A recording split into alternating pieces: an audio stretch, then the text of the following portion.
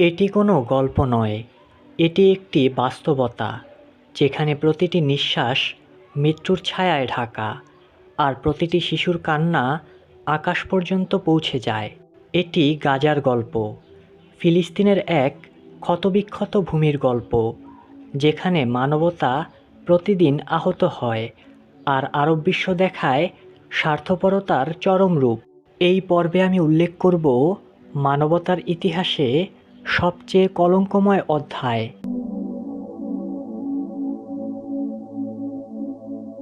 1948 সালে ইসরায়েল রাষ্ট্র প্রতিষ্ঠার পর থেকেই ফিলিস্তিনিরা নিজেদের ভূমি থেকে উৎখাত হতে থাকে।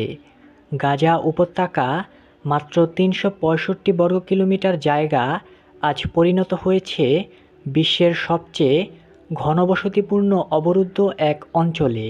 প্রতি কয়েক বছর পর পর গাজায় বড়সড় সামরিক হামলা চালায় ইসরায়েল।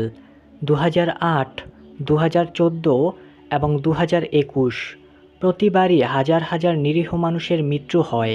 2023 থেকে 24 সালের হামলায় শুধুমাত্র 3 মাসে নিহত হয়েছে প্রায় 30,000-এর বেশি মানুষ, যার অর্ধেকের বেশি নারী ও শিশু। জাতিসংঘ সহ বিভিন্ন মানবাধিকার সংস্থা এই হামলাগুলিকে যুদ্ধাপরাধ ও গণহত্যার সমান বলে অভিহিত করেছে, কিন্তু আন্তর্জাতিক সমাজের প্রতিক্রিয়া ধীর এবং প্রায় নিষ্ক্রিয়। প্রতিদিন গাজায় 10টিরও বেশি শিশু মারা যায়, বহু শিশু পিতামাতা হারায়, পঙ্গু হয়ে যায়, ট্রমায় ভুগে। 10 বছরের এক শিশুর মুখ থেকে শোনা যায়, আমরা শুধু বাঁচতে চাই, যুদ্ধ চাই না। পশ্চিমা মিডিয়ার একটি বড় অংশ ইসরায়েলের দৃষ্টিকোণকেই প্রাধান্য দেয়, ফিলিস্তিনি ভুক্তভোগীদের কথা চাপা পড়ে যায়। গাজার সাংবাদিকরা নিজের জীবন বাজি রেখে সত্যি তুলে আনছেন বিশ্ববাসীর সামনে। অসংখ্য মুসলিম দেশ গাজায় ঘটে যাওয়া এই নৃশংসতার বিরুদ্ধে প্রতিবাদ করলেও কার্যকর কোনো পদক্ষেপ খুব কমই দেখা গেছে। ফিলিস্তিনিদের বাঁচাতে প্রয়োজন ঐক্যবদ্ধ কণ্ঠ ও কার্যকর কূটনীতি।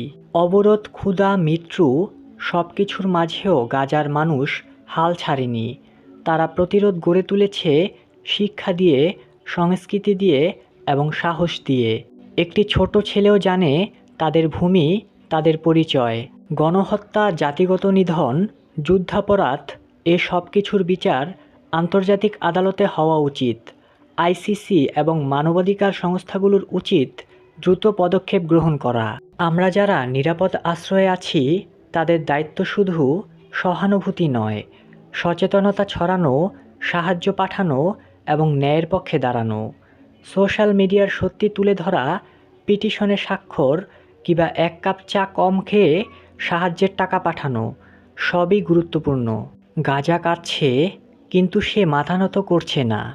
আর এসব নীরবতার সাথে দেখছে আরবের বর্তমান হিজড়া শাসকরা।